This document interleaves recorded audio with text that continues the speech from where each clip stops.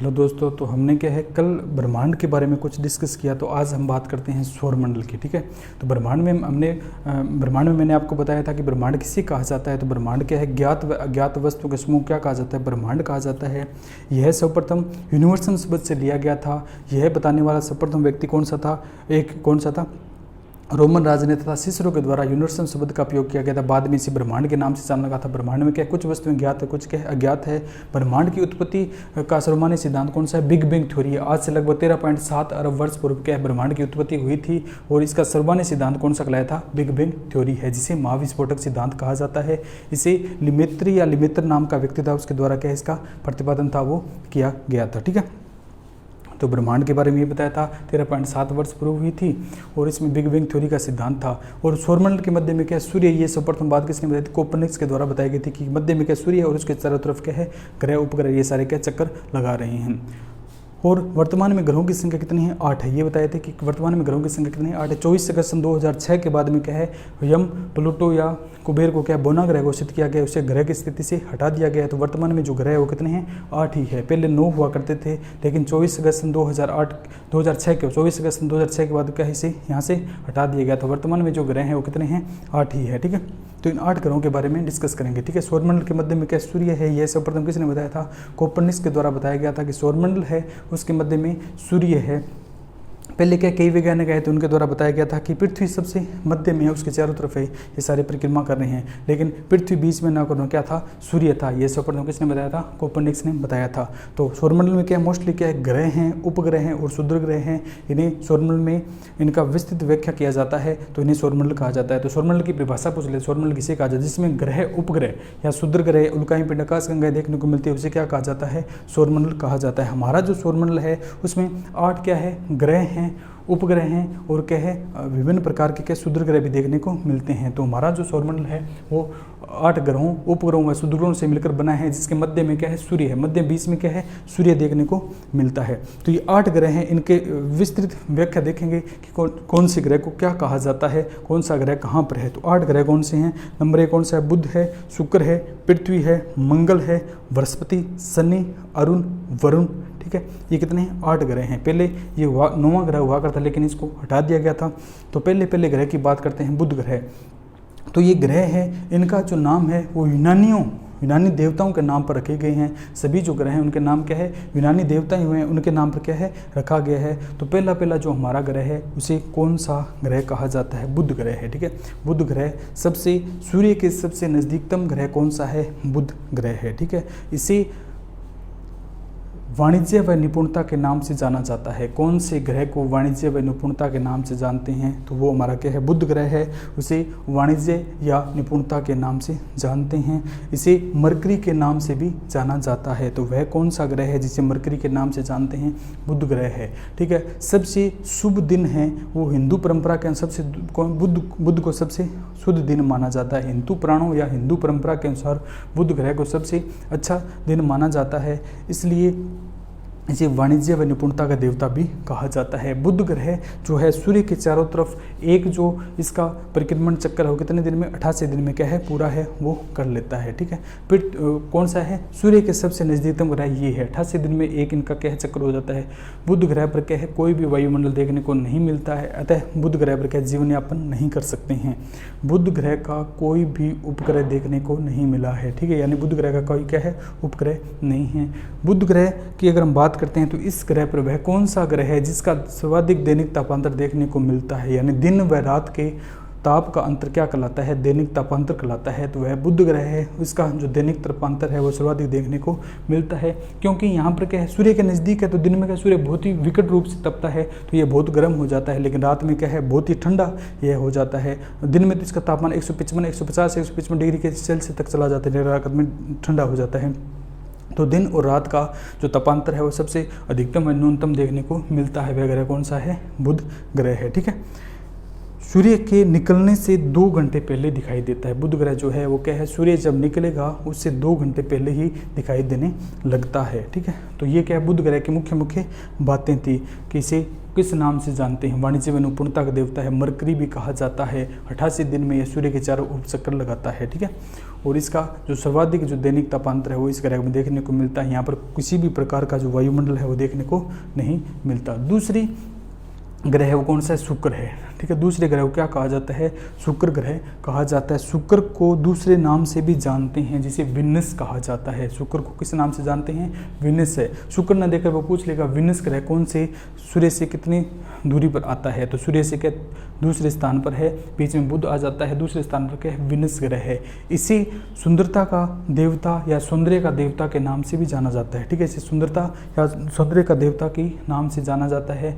और शुक्र ग्रह को पृथ्वी की बहन के नाम से जानते हैं। पृथ्वी की बहन, सांझ का तारा, भोर का तारा, सबसे चमकीला ग्रह कौन सा है? सूर्य। ये कौन सा है? शुक्र ग्रह ही है। ठीक है, सांझ का तारा, भोर का तारा, पृथ्वी की बहन, सबसे चमकीला ग्रह कौन सा है? ये कौन सा है? शुक्र है। शुक्र ग्रह पर कितनी परसेंट जो है वो पाई जाती है? ऑक्सीजन कितनी परसेंट पाई जाती है? तो शुक्र ग्रह पर क्या है? 96% के है ऑक्सीजन देखने को मिलती है, यानी 95.96% जो ऑक्सीजन है वो देखने को मिलती है। ठीक है, ये चमकीला, इसका क्या है? कोई भी उपग्रह नहीं है। तो वह कौन सा ग्रह है जिसका कोई उपग्रह नहीं है? तो इसका क्या है? कोई बुध का भी नहीं है और इसका भी क्या है? कोई भी उपग्रह देखने को नहीं मिलता है। तीसरी अगर हम बात करते हैं तो कौन सा ग्रह? तीसरा ग्रह जो कौन सा है? पृथ्वी है। ठीक है, तीसरा ग्रह कौन सा है? पृथ्वी है। सूर्य से तीसरे स्थान पर कौन सा ग्रह पाया जाता है? पृथ्वी है। ठीक है, इसके सूर्य की दूरी कितनी है? तीसरे स्थान पर है। बीच में कौन सा आता है? बुध आता है, शुक्र आता है। पृथ्वी को नीला ग्रह कहा जाता है। पृथ्वी को नीला ग्रह कहा जाता है। क्यों पृथ्वी को नीला ग्रह कहा जाता है? क्योंकि जब हम अंतरिक्ष में जाते हैं तो ऊपर क्या है? ऊपर से जब नीचे की तरफ देखते हैं तो चारों तरफ क्या पानी ही पानी है, इसलिए क्या आकाश अंतरिक्ष से जब नीचे की तरफ नीला दिखाई देता है, इसलिए जो पृथ्वी को नीला ग्रह कहा जाता है। 70% मोस्टली पार्ट पर क्या है? पानी देखने को मिलता है, इसलिए इसे नीला ग्रह भी कहा जाता है। ठीक है, तो अब पृथ्वी की अगर हम बात करते हैं तो पृथ्वी का उपग्रह कौन सा है? पृथ्वी का एकमात्र उपग्रह कौन सा है? चंद्रमा है, जिसे पृथ्वी का बेटा भी कहा जाता है। ठीक है, तो पृथ्वी का एकमात्र कौन सा उपग्रह है? कौन सा है? चंद्रमा है। ठीक है, इसके बाद में बात करते हैं तो पृथ्वी जो सभी जो ग्रह हैं या जो ग्रह हैं वो सूर्य के चारों तरफ या अपने तरफ कितने प्रकार की जो चक्रण है वो करते हैं, यानी कितने प्रकार से घूमते हैं? तो सभी ग्रह के हैं वो दो प्रकार से घूमते हैं। एक तो क्या उनका परिक्रमण काल होता है, एक उनका क्या है? परिभ्रमण काल होता है। यानी एक तो अपने ही चारों तरफ घूमते हैं। ठीक है, तो एक तो क्या है? अबाउट अवन एक्सिस, यानी अपने ही चारों तरफ घूमते, अपनी अक्ष के चारों तरफ घूमते हैं, उसे घूर्णन चक्र कहा जाता है या परिभ्रमण काल कहा जाता है। एक वह दूसरे अक्ष के चारों तरफ घूमते हैं तो उसे क्या कहा जाता है? परिक्रमण कहा जाता है। ठीक है, तो बुध ग्रह का परिक्रमण काल कितना? 88 दिन का। सबसे न्यूनतम जो परिक्रमण काल है वो बुध ग्रह का है। ठीक है, सबसे ज़्यादा की बात करते हैं तो उधर चले जाएंगे। ठीक है, लास्ट वाला ग्रह सबसे ज़्यादा दूरी पर है तो ज़्यादा टाइम लगेगा। तो पृथ्वी जो है वो पृथ्वी जो सूर्य के चारों तरफ, यानी पृथ्वी का जो परिक्रमण काल है वो कितना है? 365 से ही 1/4 दिन है। 365 से 1/4 दिन में पृथ्वी जो है वो सूर्य के चारों तरफ का एक चक्कर पूरा करती है। और पृथ्वी अपने अक्ष के चारों तरफ कितने, यानी अबाउट अवन एक्सिस के द्वारा कितने दिन में पूरा करती है? तो ये क्या है? अपने ही चारों तरफ के एक दिन में लगभग 23 घंटे समथिंग में घूम लेती है। 24 घंटे मान लेते हैं। ठीक है, 24 घंटे में क्या दिन रात पूरे बनते हैं? 24 पूरे नहीं है, थोड़े से कम है। ठीक है, 23 घंटे कुछ मिनट हैं, तो इसमें क्या है? ये अपना पूरा चक्कर कर लेती है। ठीक है, तो इसका क्या है? परिभ्रमण काल हो गया। परिक्रमण रेवोल्यूशन कहा जाता है। सूर्य के चारों तरफ जब घूमते हैं तो इसे रेवोल्यूशन कहा जाता है, परिक्रमण काल कहा जाता है। दो प्रकार की गतियाँ होती है, एक तो परिभ्रमण, एक क्या? परिक्रमण है। जब क्या है? सूर्य के चारों तरफ, यानी ये सूर्य है, इसके चारों तरफ जब इसे गति करते हैं, ठीक है, चारों तरफ चक्कर लगाते हैं, उसे क्या कहा जाता है? परिक्रमण कहा जाता है, रेवोल्यूशन कहा जाता है। यह सूर्य के चारों तरफ पृथ्वी जो 365 से 1/4 दिन में करती है। जब अवन एक्सिस यानी अपने ही चारों तरफ इससे चक्कर लगाती है तो उसे घूर्णन कहा जाता है, यानी परिभ्रमण कहा जाता है, जो पृथ्वी क्या है? 24 घंटे में क्या है? पूरा करती है। जब परिक्रमण की प्रक्रिया होती है तो कौन सा परिवर्तन देखने को मिलता है? जब सूर्य के चारों तरफ पृथ्वी एक चक्कर पूरा लगाती है तो इसे परिक्रमण कहा जाता है। जब यह एक चक्कर पूरा लगाती है तो इससे क्या है? वर्ष का बदलना और ऋतुओं का परिवर्तन दिखाई देता है। ठीक है, तो इसमें क्या है? वर्ष भी परिवर्तन होते हैं और ऋतुएं भी क्या है? परिवर्तन होती हुई दिखाई देती है। और दूसरी अगर हम बात करते हैं, जब यह रोटेशन करती है तो इससे कौन कौन से परिवर्तन जो है वो दिखाई देते हैं? पृथ्वी जब अपने ही एक्स के चारों तरफ घूमती है तो इससे क्या परिवर्तन? इससे क्या दिन रात बनते हैं। दिन रात का बनना पृथ्वी के परिक्रमण से होता है, परिभ्रमण से होता है। तो दिन रात का बनना पृथ्वी के परिभ्रमण काल से होता है। ठीक है, और पृथ्वी पर ज्वार भाटे का उत्पन्न होना कौन सी क्रिया है? तो ये भी कौन सी है? परिभ्रमण है।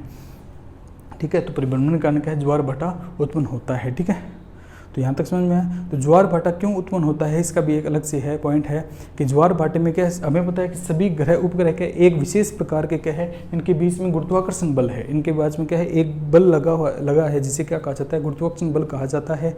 और ये एक विशेष स्थिति में देखने को मिलते हैं, ठीक है। तो जो पृथ्वी जब ये घूमती है तो पृथ्वी क्या दीर्घवृत्ताकार है, यानी थोड़ी सी 23.5 डिग्री पर क्या है झुकी हुई है, ये बिल्कुल गोल ना होकर जियोड ना होकर गोलाकार ना होकर क्या है ये थोड़ी सी झुकी हुई है।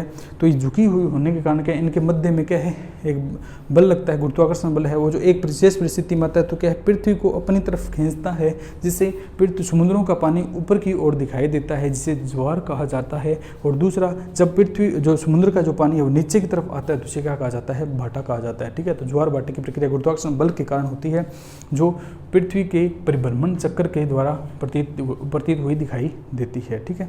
तो यहाँ तक है। और चौथा जो ग्रह है वो कौन सा कहलाता है, अपना लास्ट चौथा ग्रह है, ठीक है। ये को लास्ट ग्रह कौन सा कहलाता है, आंतरिक ग्रहों की श्रेणी में सबसे लास्ट ग्रह कौन सा है, मंगल है, ठीक है। तो मंगल ग्रह को लाल नंबर 1 तो क्या है, मंगल जो ग्रह है उसे क्या कहा जाता है, लाल ग्रह कहा जाता है, ठीक है।